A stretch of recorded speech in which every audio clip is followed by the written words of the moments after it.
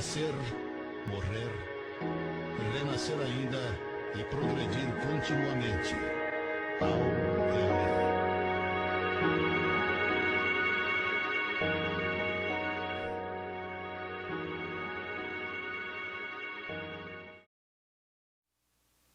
E dando sequência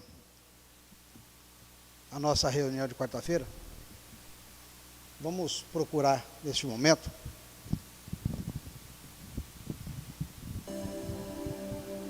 relaxarmos em nossas cadeiras, procurarmos o espírito que envolve esse mês,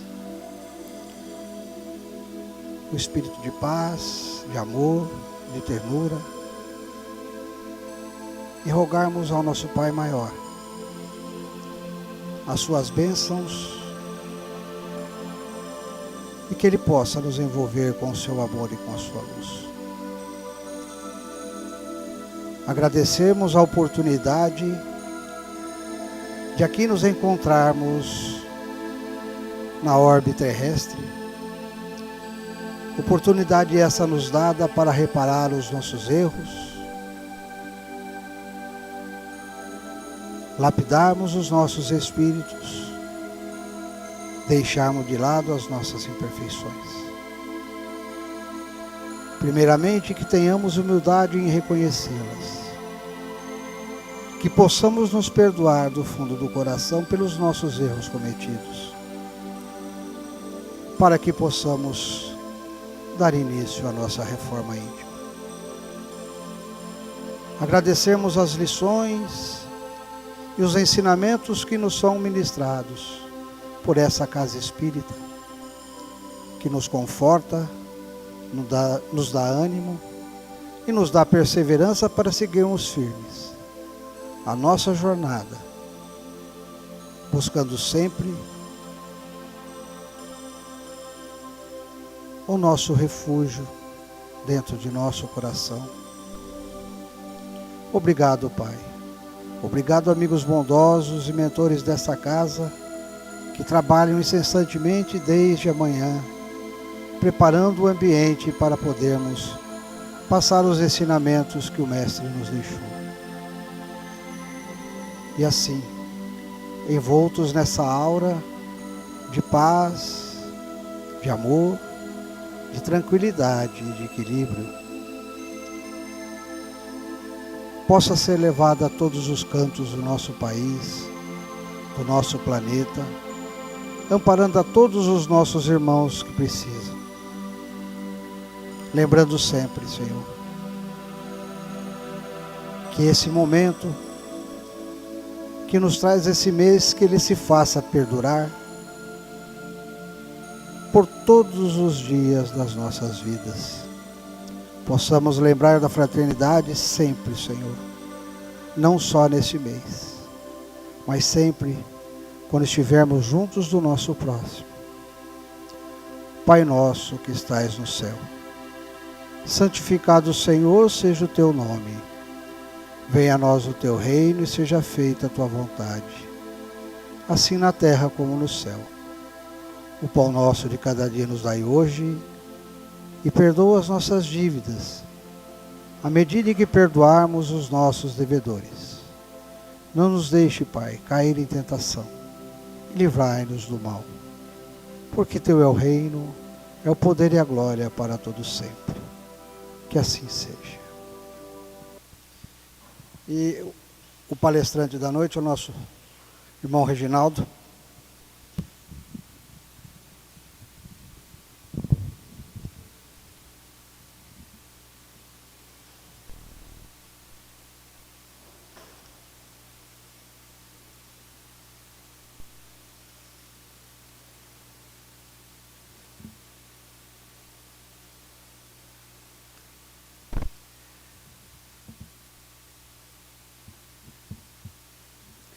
Boa noite a todos.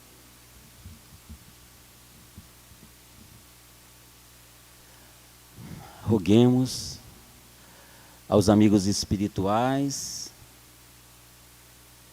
a intuição, a inspiração, a Jesus, o companheiro, mestre, o amigo das horas incertas, que possa Ele nos envolver e que Ele nos guarde em sua doce e suave paz. Indagou-lhe Tomé: Senhor, não sabemos para onde vais e como poderemos conhecer o caminho. Ao que Jesus assegura-lhe, dizendo: Eu sou o caminho, a verdade e a vida. Ninguém vem ao Pai senão por mim. Quem anotou essas palavras do diálogo entre Tomé e Jesus é o evangelista João, no capítulo 14, versículo 6. Meditando sobre esta frase, sobre esse diálogo, nós comprovamos que é uma fala de dúvida. Nós não sabemos, Senhor, para onde vais. Como nós iremos conhecer o caminho? Jesus falava aos apóstolos em tom sutil e suave de despedida, porque ele sabia que logo mais ele faria a viagem de testemunho que necessitava fazer. Então ele preparava aqueles corações para que eles prosseguissem na tarefa, no trabalho. E Tomé, notando o tom de despedida do mestre, indaga como é que eles iriam saber do caminho, já que eles não sabiam nem para onde Jesus estava indo. A frase, o diálogo, o tom, a mensagem, tem muito a ver com os tempos atuais, onde a dúvida permeia no coração humano. Nós ainda, depois de tantos 1000 anos, estamos trazendo as mesmas dúvidas de antes. O coração atribulado, o sofrimento batendo à nossa porta, e a gente muitas vezes, e na maior parte das vezes, não sabe o que fazer, para onde seguir, pedir a quem. Então esta dúvida permanece, teima em permanecer em nossos corações. Há alguns anos atrás, eu estava na presidência desta casa, numa manhã de domingo. Fazíamos aqui o evangelho, e nós tínhamos aqui um grupo de andarilhos que vinham para tomar a sopa de domingo, não é? E eu me lembro muito bem que fazíamos um evangelho direcionado para aqueles corações. Um evangelho um pouco diferente do evangelho que se faz normalmente. Às vezes, o evangelho deles era uma aula de 15, de 20 minutos sobre a higiene pessoal. Às vezes o evangelho adquire estas características. Depois, eles vinham para este salão assistir a palestra, para depois tomar o passe e poder tomar a sopa, fazer a alimentação da manhã. Tudo isso era preparado. Mas naquele dia, naquela manhã,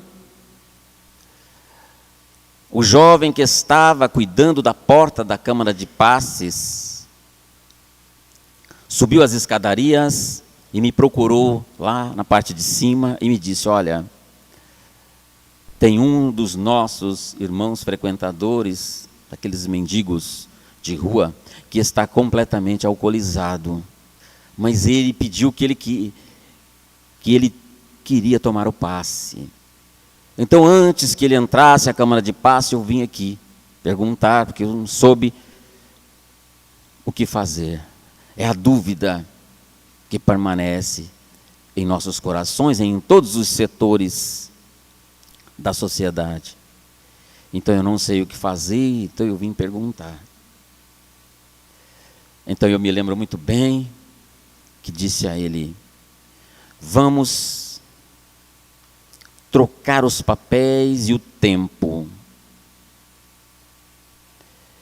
Se você estivesse ao tempo do Mestre, ao tempo de Jesus, e a mesma situação aparecesse, você iria a Jesus e iria indagar: Senhor, há um jovem completamente alcoolizado, deseja falar com o Senhor. O Senhor poderia atendê-lo? Eu perguntei a ele: o que você acha que Jesus responderia?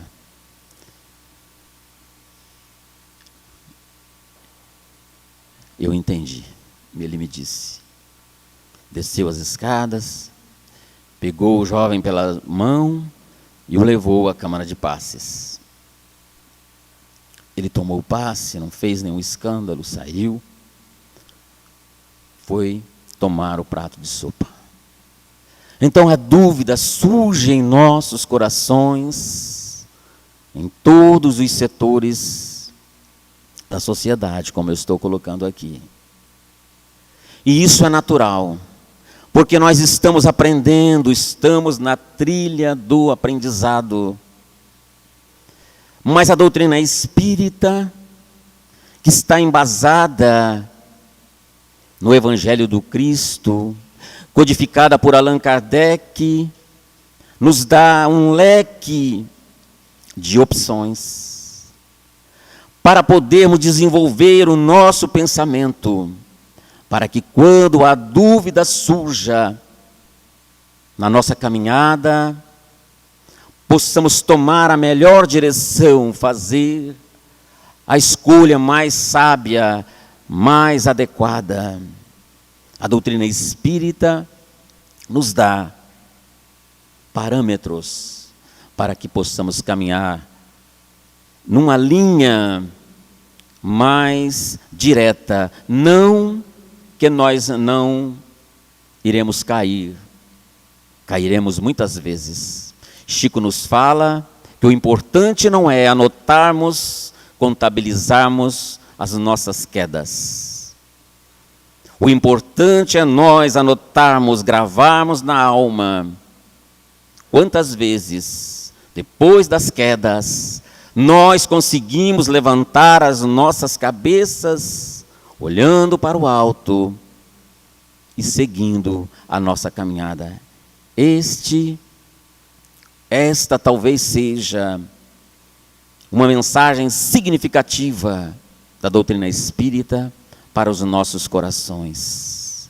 Mas hoje, falando da condição de Jesus, em sendo Ele o caminho, a verdade e a vida, observemos, através da lógica espírita, analisando a fala de Jesus, quando Tomé, na dúvida, nós não sabemos, Senhor, para onde ele interviu, com a energia que lhe é própria. Jesus tinha a energia do dever cumprido. Ele sabia como, quando e onde colocar as palavras para que não restassem dúvidas. Porque ele poderia muito bem ter dito: olha, Tomé, o caminho se desenrola. Ele não fez assim. Eu sou. Ele já parou aí a conversa. Eu sou o caminho. Cumpre-nos observar atentamente um pequeno verbete na fala do mestre. Ninguém vem ao Pai. Ele não disse ninguém vai ao Pai. Ele disse ninguém vem ao Pai. Sabe por quê? Porque se nós não irmos até Ele, não conseguiremos chegar onde nós precisamos chegar, que é libertarmos-nos e nos aproximarmos de Deus. Ele tem a porta, Ele tem a chave, Ele tem o caminho. Eu sou o caminho, a verdade, a vida. Ninguém vem ao Pai se não for por meu intermédio. Ele sabe. Porque se nós buscarmos no livro dos Espíritos, na questão 621, quando Allan Kardec indaga das entidades soberanas, onde está escrita a lei de Deus? E os Espíritos responderam: na consciência. O reino de Deus está dentro de cada um de nós. É dentro da nossa alma. Mas para encontrarmos este caminho, deveremos saber por onde caminhar. É preciso ter essa consciência, porque o reino está dentro. Deveremos caminhar para dentro. A viagem que a doutrina espírita nos coloca, da reforma íntima, é uma viagem para dentro, para conhecermos as nossas deficiências, as nossas falhas, e irmos corrigindo-as através do caminhar correto.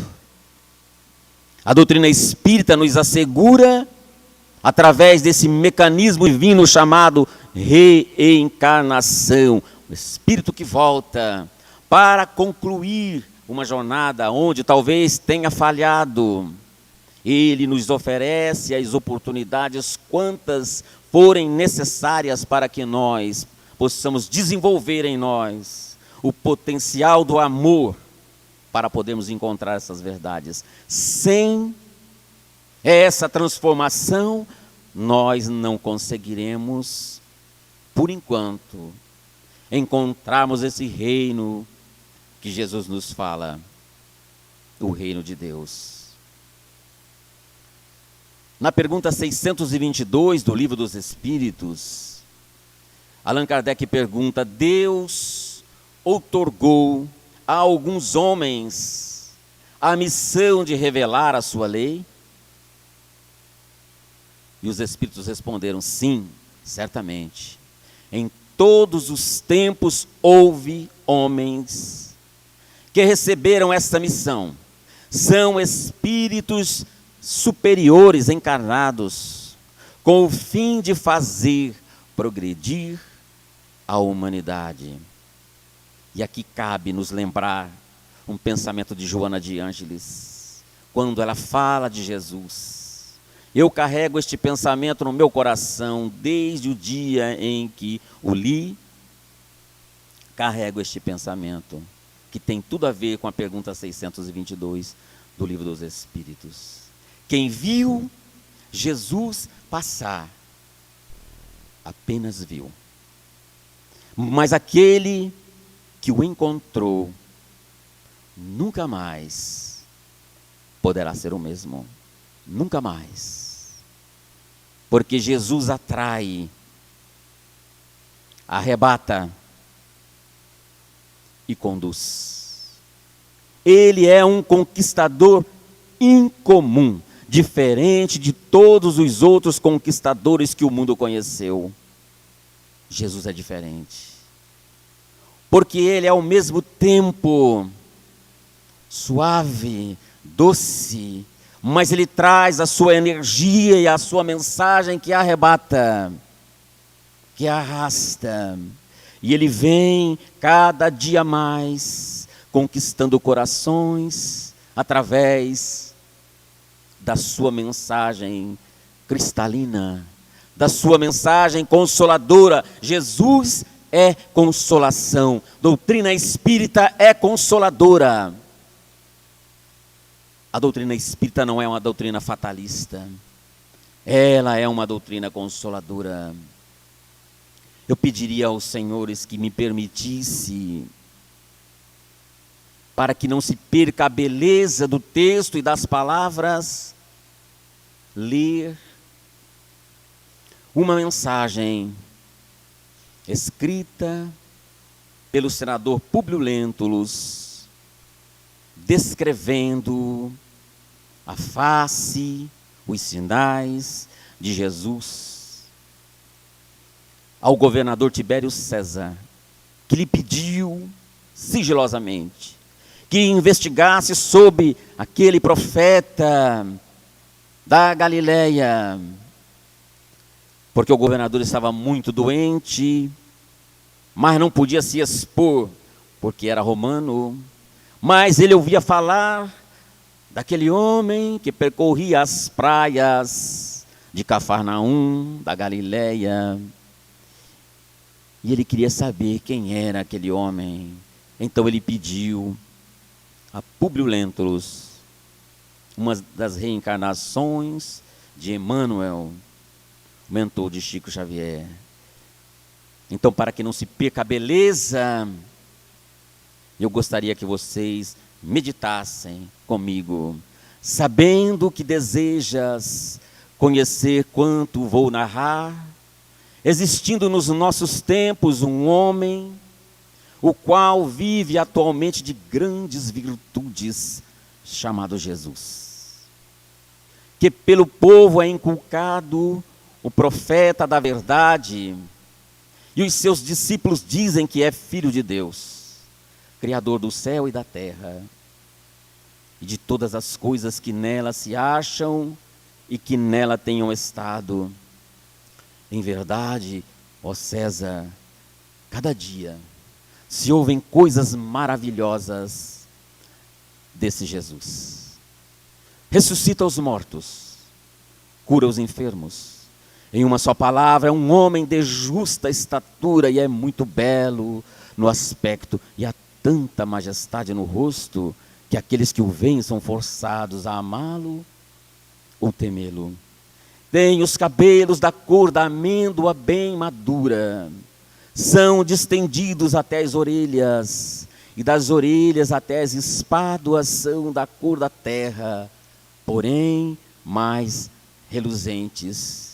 Tem no meio de sua fronte uma linha separando os cabelos, na mesma forma, em uso nos nazarenos. O seu rosto é cheio, o aspecto é muito sereno, nenhuma ruga ou mancha se vê em sua face, de uma cor moderada, o nariz e a boca são irrepreensíveis, a barba é espessa, mas semelhante aos cabelos, não muito longa, mas separada pelo meio. Seu olhar é muito afetuoso e grave, tem os olhos expressivos e claros.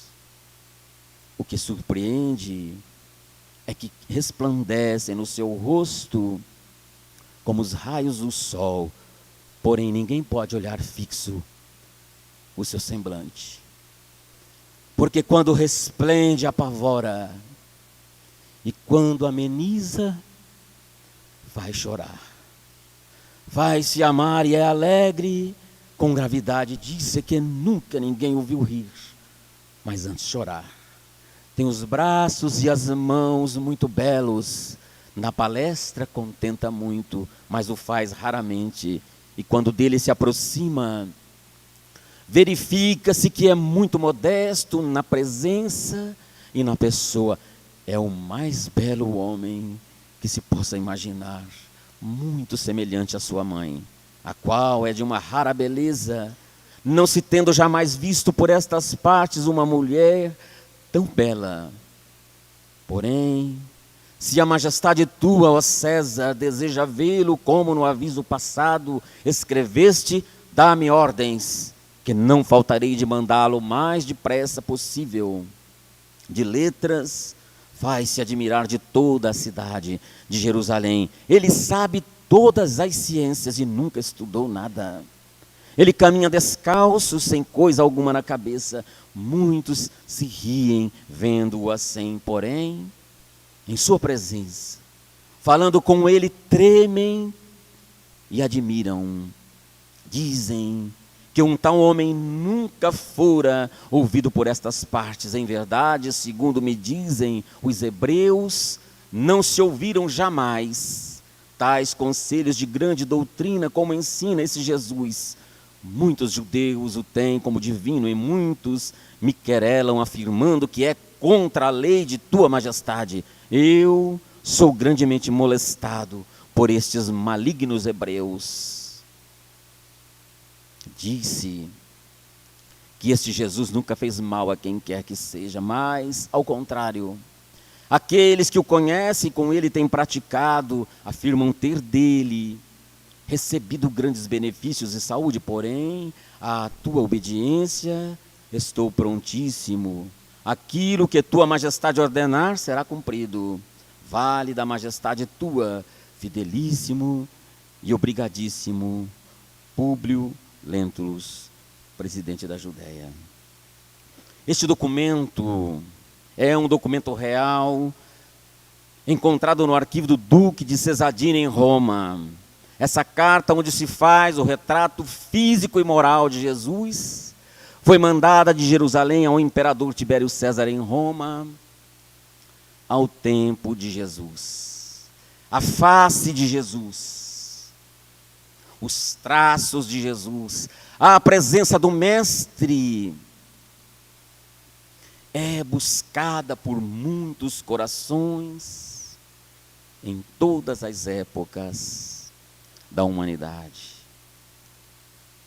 Lembrando agora que Chico nos fala que os primeiros contatos que ele manteve com o espírito de Emmanuel, que o assessorou, a sua mediunidade, começaram em 1931.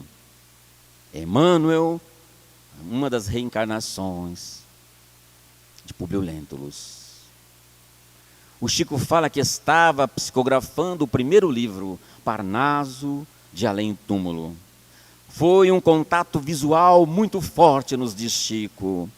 E ele descreve perfeitamente o semblante de Emmanuel. Via-lhe os traços fisionômicos de homem idoso, sentindo a minha alma envolvida na suavidade da sua presença. Mas, nos fala Chico, o que mais me impressionava era que generosa entidade se fazia visível para mim, dentro de reflexos luminosos que tinham a forma de uma cruz. Chico nos fala, às minhas perguntas respondia o bondoso guia, sem declinar o nome. Descansa, Chico. Quando te sentires mais forte, pretendo colaborar igualmente na difusão da filosofia espiritualista. Tenho seguido sempre os teus passos, só hoje me vês na tua existência de agora. Mas os nossos espíritos se encontram unidos pelos laços mais santos da vida, e o sentimento afetivo que me impele para o teu coração tem suas raízes na noite profunda dos séculos. Públio Lentulus era um senador romano que tinha como característica a prepotência, o orgulho exacerbado. Não podemos aqui entrar no mérito do senador Públio Lentulus, porque não há tempo para concluirmos a nossa fala de hoje, a nossa palestra. Mas basta sabermos que ele trazia as marcas fortes e terríveis deste orgulho exacerbado e dessa prepotência que caminhou ao longo da sua existência. Ele encontra-se com Jesus em Cafarnaum. Quem quiser ter uma ideia, quem quiser se emocionar, quando ele se encontra com Jesus em Cafarnaum, tem que ler o livro há 2000 anos. Leiam o encontro dele com Jesus. Aí vocês vão ver o que nós estamos falando aqui, da condição moral, da energia de Jesus quando ele fala ao senador. E depois deste contato único que ele teve com Jesus, ele foi marcado em seu coração e em sua alma, ficou impregnado das vibrações de Jesus. É por isso que nós trazemos em nosso coração a fala de Ângeles: quem viu Jesus passar apenas viu, quem o encontrar ou quem o encontrou nunca mais poderá ser o mesmo, porque ele transforma os nossos pensamentos, renova as nossas emoções continuamente. Chico nos fala, nesse primeiro contato com Públio Lentulus, o que mais me impressionava era que generosa entidade se fazia visível para mim dentro de reflexos luminosos que tinham a forma de uma cruz. É a marca do Cristo. Há mais de 25 anos atrás, vou colocar aqui uma experiência particular, sem querer fazer autobiografia, mas já que as experiências de outros companheiros têm servido para alicerçar os nossos passos, a nossa experiência, mesmo que humilde, também tem o seu valor. Há mais de 25 anos atrás, eu adentrei aquela porta desta casa, me inscrevi no curso básico de Espiritismo, porque eu queria conhecer um pouco mais da doutrina de Kardec. Eu queria conhecer os fundamentos desta doutrina que ilumina almas, desta doutrina que consola dores, desta doutrina que nos traz esperança e vida aos nossos corações. Adentrei aquela porta curioso, porque eu não sabia como é que era essa coisa de espiritismo. Então eu convidei, olha a curiosidade, uma pessoa que já era espírita, que frequentava aqui há muito tempo, o nosso companheiro Aristeu Alves, porque eu o conhecia. Então eu o convidei para que ele fizesse o curso básico comigo, para que eu não me sentisse tão sozinho. Ah, o senhor vai lá comigo, o senhor faz o curso, o senhor já é de lá mesmo. E ele aqueceu. Então nós vamos fazer o curso básico. E nós entramos. O curso iria começar às 20 horas. Chegamos às 19 horas e 15 minutos. Ficamos lá esperando. Eu não vi a hora que abrisse aquela porta para que eu adentrasse, para me conhecer a tal da doutrina espírita. Entramos, a pessoa nos recebeu, abriram aquela outra porta e pediram que entrasse o grupo aqui de mais de 20 pessoas. Nós entramos, eu curioso, comecei a olhar tudo. Sentei aqui, ó, nessa primeira fileira. Sentados aqui. O nosso monitor foi o companheiro Ariovaldo, que hoje mora na cidade de Presidente Prudente. A primeira aula. Pergunta número 1 do Livro dos Espíritos. O companheiro disse: que é Deus? Perguntou Allan Kardec às entidades da codificação. Deus, responderam eles, é a inteligência suprema, a causa primeira ou primária de todas as coisas. Tudo começa em Deus. Então nós fomos estudando e fomos avançando na busca do conhecimento. Mas nós estamos falando da marca de Jesus no coração do homem. como o senador Públio Lentulus, depois se apresenta a Chico Xavier através da forma de um reflexo de uma cruz luminosa para homenagear Jesus. É a marca que fica. Nós também entramos trazendo um Jesus no coração, sob a forma e a imagem da Igreja Católica. Aqui não tem nenhum pensamento pejorativo ao catolicismo, apenas uma revelação, que talvez os equívocos são nossos. Trazíamos um Cristo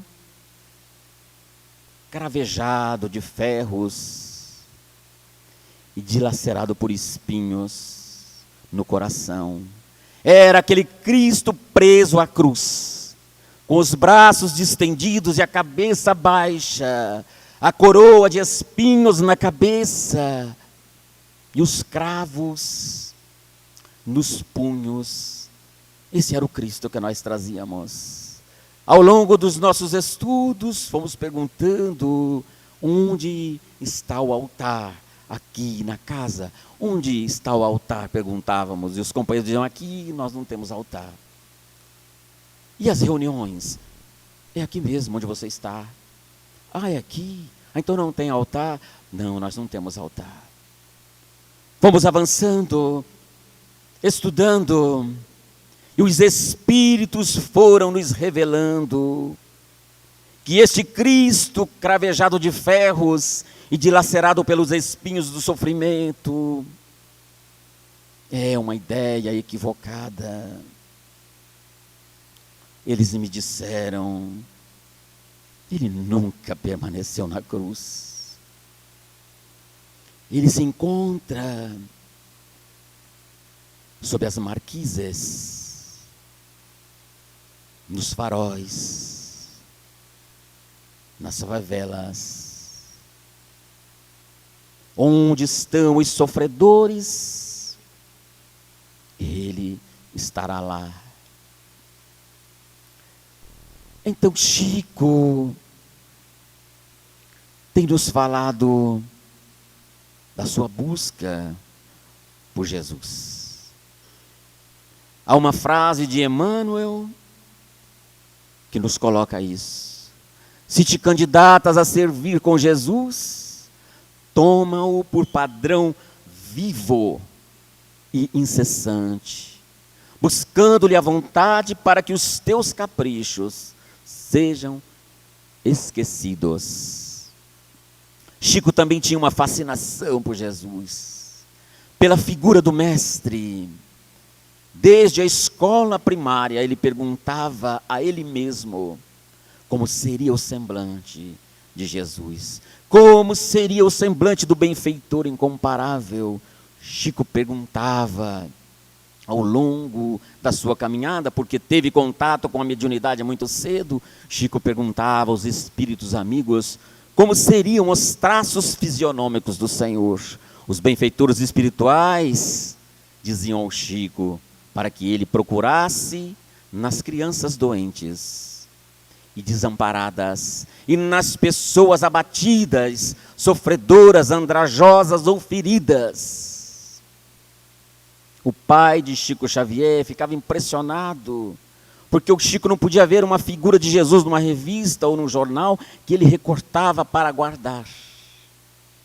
O pai de Chico, então impressionado com essa fascinação dele, um dia perguntou a Chico: Chico, que nome terá Jesus no céu? E o Chico disse: eu que estava sempre induzido pelos amigos espirituais a procurar a divina face nos sofredores e nos infelizes, imaginei que o Senhor, sendo o conforto e a providência dos tristes e dos desventurados, deveria ter no alto um nome de luz. E respondi: eu penso, meu pai, que no céu Jesus se chama alegria.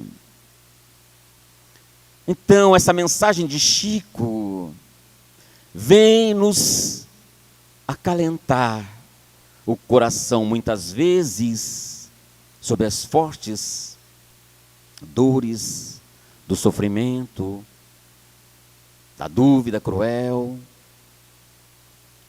Essa presença do Cristo vem fazer-nos refletir, aproveitando esse mês de dezembro, que os corações se voltam para o natalício de Jesus, comemorando a data. O Natal, que nós possamos deixar com que o nosso coração fique impregnado da sua mensagem, da sua presença, do seu amor. E quando nós nos sentimos envolvidos por esta magia de Jesus, tudo em nosso coração, em nosso pensamento se modifica. E tem que ter força e coragem para poder enfrentar os outros, conviver com os outros que ainda não conseguiram sentir os reflexos da cruz luminosa do Cristo. Irão estranhar o nosso comportamento. Chico, para que nós arrematássemos a nossa fala de uma forma mais rápida, o Chico disse que quando começou a psicografar o romance Paulo e Estevão, outra joia da literatura espírita, aproveitem para ler Paulo e Estevão. O Chico nos fala que todas as noites, quando ele começou a psicografar, porque levou 8 meses psicografando a obra, num porão, na fazenda onde ele trabalhava, embaixo de uma escada, ele, depois das 18 horas, todos os dias se recolhia para psicografar. E o Chico nos fala que todas as noites aparecia lá no porãozinho onde ele psicografava um sapo. Olha como a pessoa fica diferente quando conhece Jesus. E os outros estranham. Então tem que ter força. Apareceu um sapo no porão. A princípio, o Chico disse que não estimava a companhia daquele batráquio, do sapo. Mas Emmanuel foi me explicando que ele era uma forma de transição entre outras espécies animais, também evoluindo como nós, para Deus. E o Chico fala, eu acabei por me habituar com a sua presença. E aquele sapo era estranho, fala o Chico, todas as tardes. Ele me esperava à porta do improvisado gabinete no porão da residência do senhor Rômulo Joviano. Entrava comigo e ficava quieto num canto. Quando eu saía, ele saía junto e se embrenhava no mato. No outro dia, lá estava ele. À medida que o romance Paulo e Estevão ia sendo psicografado, o meu chefe e sua esposa iam acompanhando o livro, como hoje se acompanha os capítulos de uma novela. Paulo e Estevão, fala Chico, me emocionou muito. Chorei quase que durante os 8 meses que Emmanuel levou para escrevê-lo por meu intermédio. Quando terminamos, vi que um espírito que também estava sempre presente começou a desmontar uma espécie de painel que, de certa forma, transformava aquele porão numa cabine que me isolava de todo o ambiente externo. E comecei a sentir saudades, saudades dos personagens do livro, saudade daqueles meses maravilhosos, saudades da narrativa de Emmanuel, que me transportava para aquela época. Sentia minha alma invadida por uma onda de amor e de fé. Correndo os olhos por aquele quarto subterrâneo, notei um monte de areia grossa. E ao meu lado, o sapo que foi a minha única companhia do mundo durante todo aquele tempo. Levantei-me da cadeira e ajoelhei-me sobre a areia, rente ao sapo, que não se moveu. Porque o Chico ficou tão emocionado quando o Emmanuel saiu, e ele notou os passos de Emmanuel no chão da cabine improvisada, ficaram iluminados. E o Chico teve vontade de beijar o chão onde Emmanuel havia pisado. Então ele disse que levantou da cadeira e ficou rente ao chão, rente ao sapo, que não se moveu. E comecei a orar, diz o Chico, agradecendo a Deus. Agradeci por ter sido na minha imperfeição o médium daquela hora que seria tão médium daquela obra que seria tão importante em nosso meio doutrinário. Agradeci ao sapo que me fitava com os seus olhos imóveis, dizendo a ele: irmão sapo, a graça divina há também de brilhar para você, por alguma razão que não conheço. Você esteve aqui comigo nesses 8 meses, que Deus o abençoe em seus caminhos. Daquele dia em diante, o pequeno réptil desapareceu e nunca mais voltou. Ao terminar a narrativa, o Chico tinha o rosto banhado de lágrimas de emoção. Então, nesta noite, lembrando Jesus, falando de Chico, e talvez a fala do companheiro Carlos Bacelli venha a calhar. Em mais uma vez, me pergunto em silêncio que homem seria esse, que ia passando pela terra, ocultando a sua própria grandeza na humildade de suas atitudes. Que homem é esse? Esse Cristo imortalista, que nos marca a alma, a ponto de nos lembrarmos de pequenas falas, de frases que ele afirmou há mais de 2000 anos atrás, e marcou-nos a alma tão profundamente, que a gente se sente arrebatado, com as emoções renovadas, na busca cada dia, procurando nos aproximar mais da sua presença e da sua mensagem.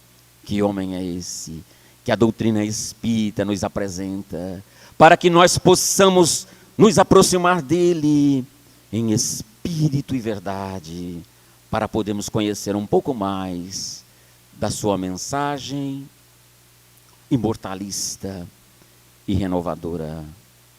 Nesta noite, agradecendo aos corações aqui presentes, nós queremos, talvez, finalizarmos falando exatamente deste ser incomparável e de nossa busca, através dos tempos, para atingir ou nos aproximarmos da sua presença. Fechemos os nossos olhos, busquemos a presença dele e digamos: procurei-te, desarvorado e triste, em loucas aventuras com os outros, e não consegui encontrar-te. Onde quer que eu levasse a minha ansiedade, deparava-me com as marcas dos teus pés no chão. Cobri os meus sonhos de angústias, dilacerando as minhas esperanças em vãs tentativas de te encontrar. Exauri-me, sem resultado feliz, e tombei vencido.